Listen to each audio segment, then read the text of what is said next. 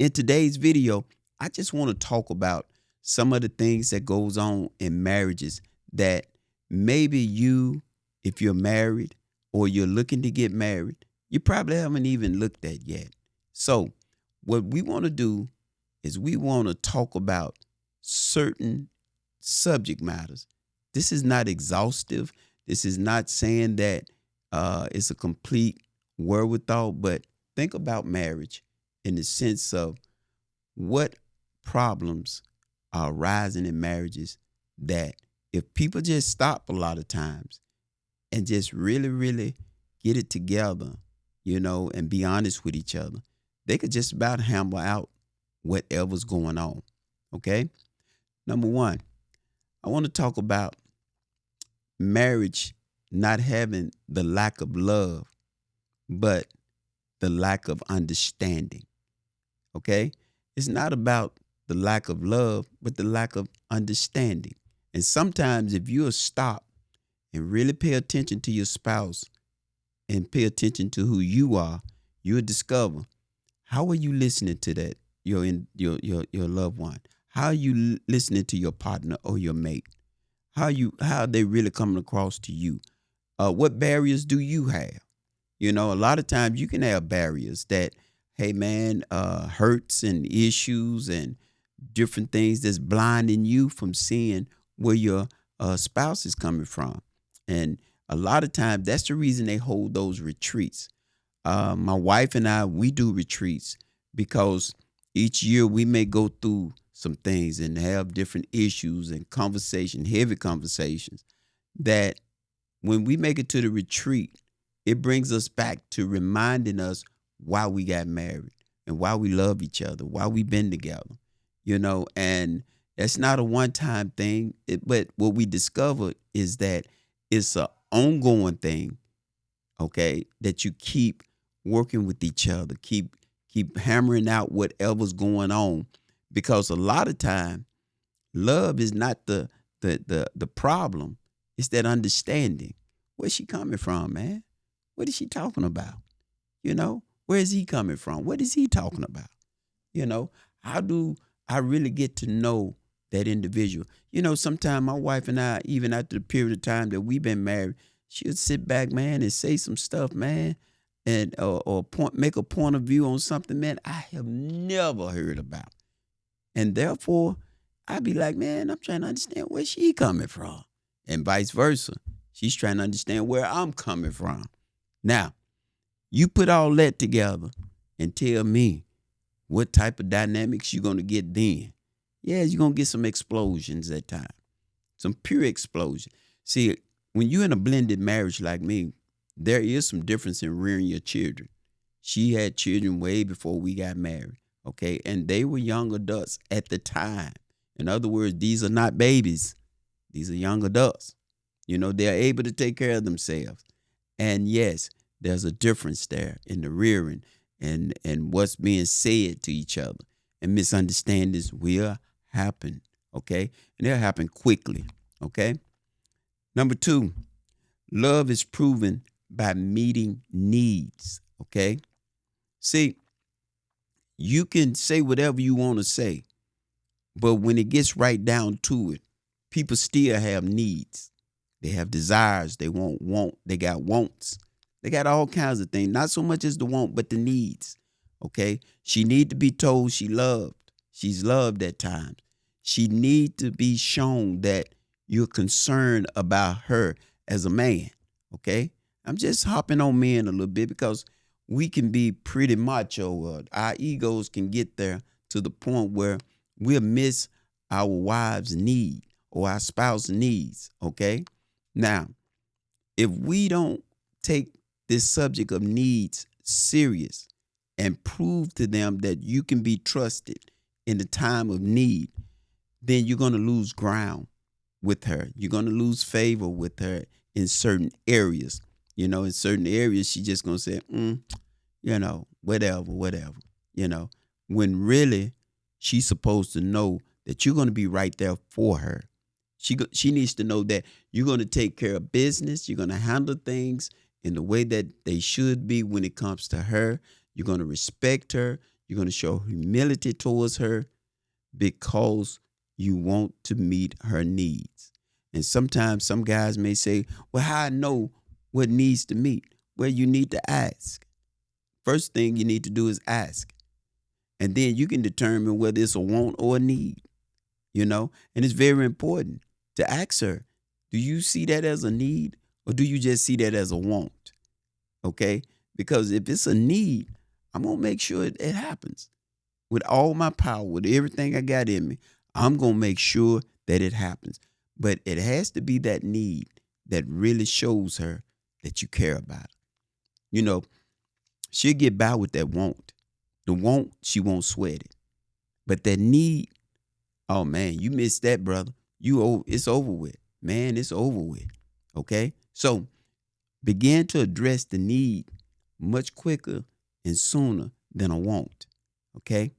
There's a want in a lot of things, but that need can sometimes be hard to see. And you as a man got to be able to see it and make it happen.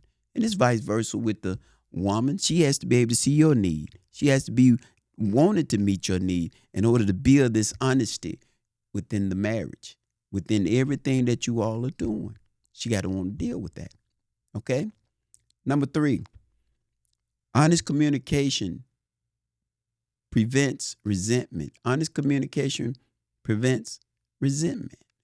And yes, you must come to the realization that lying does not work in communicating with your spouse. You have to work on being just straightforward. Man, you can't lie to your wife on small matters, because you lie to her on a small matter, you're going to lie to her on a big matter. Just be forthright. Just show humility and honesty. Give it all you got, man. Lay it out on the floor. Be vulnerable. And sometimes when you're vulnerable, yes, you run the risk of being insulted. You run the risk of your ego being punched on and everything. But if you stand there as a man undaunted and move forward, still willing to do what it takes to keep your marriage going, then guess what? Time will have its perfect place. You will see things change. You will see things work out. But sometimes we get into our ego as men and we begin to, wrestle with our thoughts, and then we begin to not be honest in our communication, And sometimes you can say, well, I said what I had to say, but you said just enough.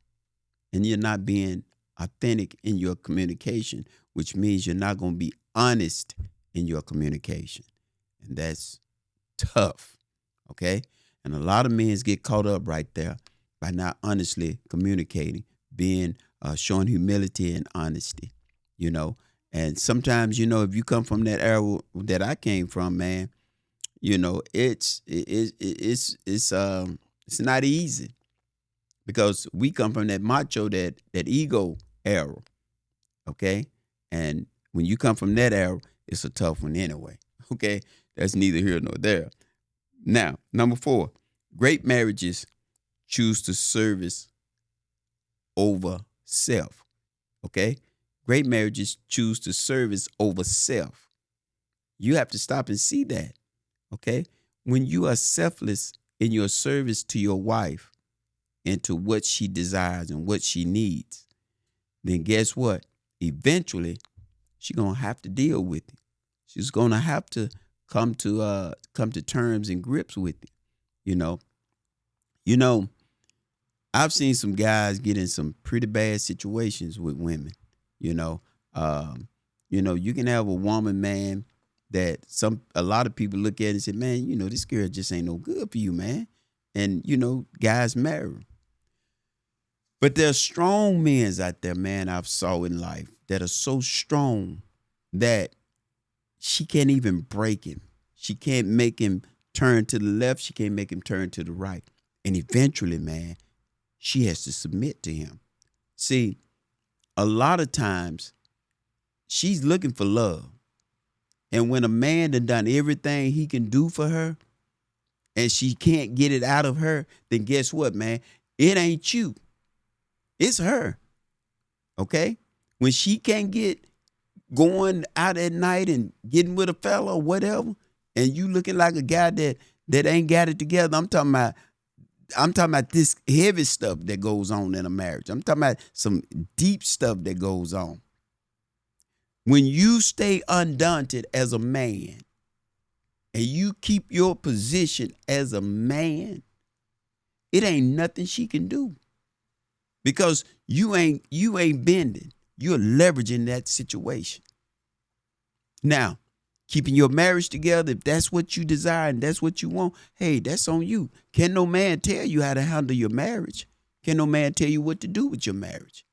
But you got to decide on what you're going to do. And you got to ride it all the way out. Okay? Now, I can tell any guy, I'm not going to be in the court on infidelity because I'm the man. Okay? I'm going to stand my ground. I'm going to stand my position real clear, regardless of what she decides to do, regardless of what she says. I'm going to stand my ground. Okay? Now, some guys may say, what about when the sex in the bedroom ain't good and we ain't getting along in the bedroom? Well, a lot of marriages, and probably plenty that you never thought had a problem in the bedroom. That's a small matter, but the question is, what are you going to do in the area of service, especially when you got children? She comes in, she got an excuse. I got a headache. She got another excuse. I've been working all day. Can you do this? Can you do that? That this and that. No, man, you got to stand your position regardless of what she talking about. Okay? Now, there's a lot of women probably listening and saying, hold on, you dropping off too much. Yeah, I'm dropping off a whole lot because we getting too many weak men in our society that all she has to do is cut up with him and he bends. No, man, you ain't got to bend. You got to bend to the talk. You know, the old men used to say this right here. Let me get real. Let me get right down to earth. The old men, when they got tired and sick and tired of something in the marriage, they said there's two doors in the house. There's a front door and there's a back door. And they would tell her, choose it. Okay? Because what he was saying was, he's not moving. He's not going to the right, he's not going to the left. So she got to make a decision. Either straighten up, do what she's supposed to do, and carry the marriage the way it's supposed to be carried, or use one of the two doors, because she can't go out but one at a time.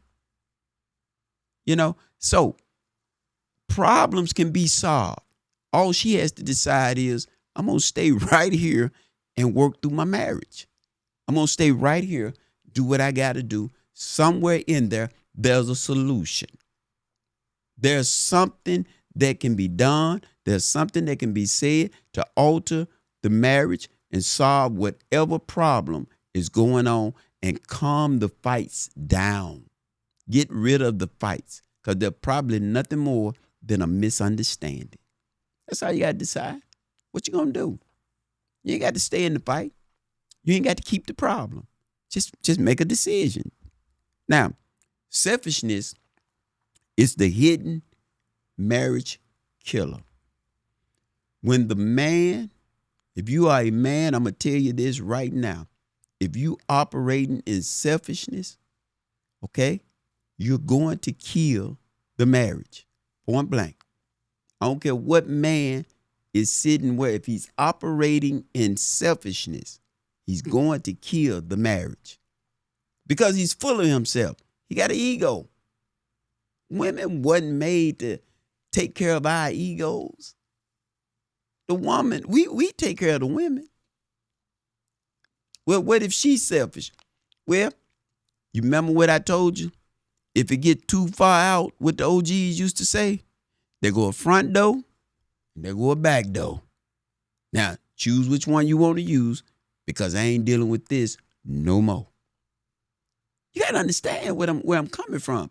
But when a man is full of himself and he's selfish, the woman ain't got a chance. She just ain't got no chance in the high hell of getting this marriage on track, because the dominant figure It's selfish. Okay? So what do? Hey man, if you want your marriage, you want to be with your wife, you want your family healthy and strong, get rid of your stuff. Well, what about her? What about her? What about her? That's what I want to know. What about her? You got to be the man. You got to be the strength that keeps everything together. But you know a man get tired when? When? What's going on today that he can't learn to keep himself balanced and in check? I've been down that highway. I've been down that highway where you have that breakdown and you're ready to throw everything out. I've been there. It ain't worth it. You got to turn around and look at everything you are doing as a man, and you got to get rid of yourself for your family. What are you willing to stand up and fight for? What are you willing to hold on to? You got to decide. You got to decide. But the one thing you ain't going to do in that marriage, and she got to decide it too, keep that selfishness there and expect it to work. Selfishness has never kept a marriage together. First thing the woman may holler, you know how it is. My mama, my daddy always did this for me, and my dad always did that for me. And she's expecting you to be daddy. Or check this out. What if she's a young lady that had an older husband that died? That's another subject. Now, she want you as a young husband to do what the older husband did. Put that in your pipe and smoke it. Give me that cigar you got. What you gonna do, man? What are you really gonna do? Because she's expecting that same standard of living. And guess what? The man might have been wealthy. He didn't care about no things. He just loved to see the young thing walk around the house. You know.